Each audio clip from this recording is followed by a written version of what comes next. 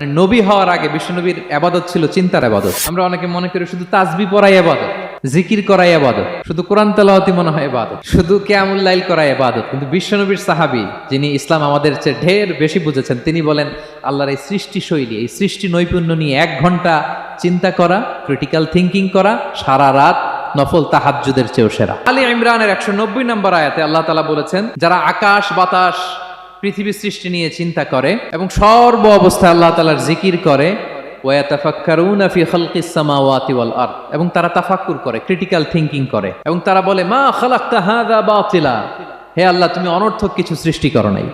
মনে রাখবেন এই পৃথিবীতে আল্লাহ তাআলা অনর্থক কোনো কিছু সৃষ্টি করে নাই, করেছে? যেটাই সৃষ্টি করেছে এটা এর মধ্যে মানব কল্যাণ আছে না নাই? আল্লাহ তাআলা আমাদের জন্য কল্যাণ রেখেছেন। এবং এই আয়াত যখন নাজিল হল, বিষ্ণু ঈসা ইসলাম বললেন ওয়াইলুন লিমান কারাআহা ওয়া লাম ইয়াতাফাক্কার ফিহা, ধ্বংস তাদের জন্য যারা এই আয়াত তেলাওয়াত করে কিন্তু এই আয়াত নিয়ে চিন্তা করে না, গবেষণা করে না। এবং কোরআনের বিভিন্ন আয়াতে আল্লাহ তাআলা বিশ্বনবীকে বলেছেন, নবী হে, আপনি আপনার উম্মতদেরকে নবীদের ঘটনা শোনান। কোরআনের 3 ভাগের 1 ভাগ হচ্ছে ঘটনা। পুরো কোরআনের 3 ভাগের 1 ভাগ কি? ঘটনা, স্টোরি টেলিং। কারণ গল্প মানুষের মনে দাগ কাটে।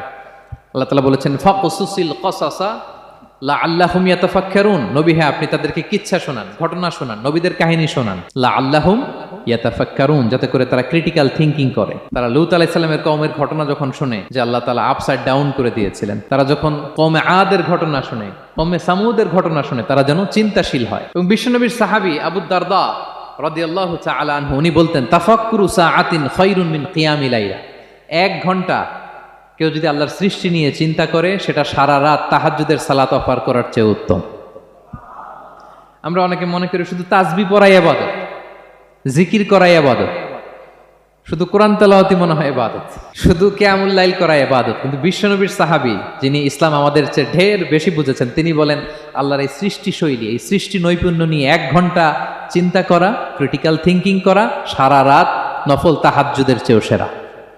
এবার বলেন আমাদের চিন্তা করার দরকার আছে না নাই? ব্রেনটা খাটাবেন তো? এই যে যারা কনভার্টেড মুসলিম হয় এরা কিন্তু অনেক চিন্তা ফিকির করে, নিজের সাথে নিজে বোঝাপড়া করে, ক্রিটিক্যাল থিঙ্কিং করে, তাদের অ্যানালজি কাজে লাগিয়ে, আল্লাহর দেয়া ব্রেনকে কাজে লাগিয়ে এরপরে শাহাদা পাঠ করে, এমনি এমনি না।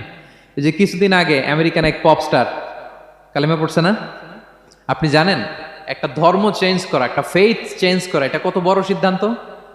হ্যাঁ, বাপদাদার ধর্ম বয়স 30-40, এতদিন যে ধর্ম মানলাম এটাকে চেঞ্জ করে নতুন ধর্মে কনভার্ট হয়, এটা কত বড় সিদ্ধান্ত? Could you imagine that? It's not a joke. নিজের সাথে নিজের অনেক বোঝাপড়া করতে হয়, তারাই ক্রিটিক্যাল থিঙ্কিং করে। এবং বিষ্ণু ঈসা ইসলাম উনি নবী হওয়ার আগেও এই চিন্তার ইবাদত করতেন।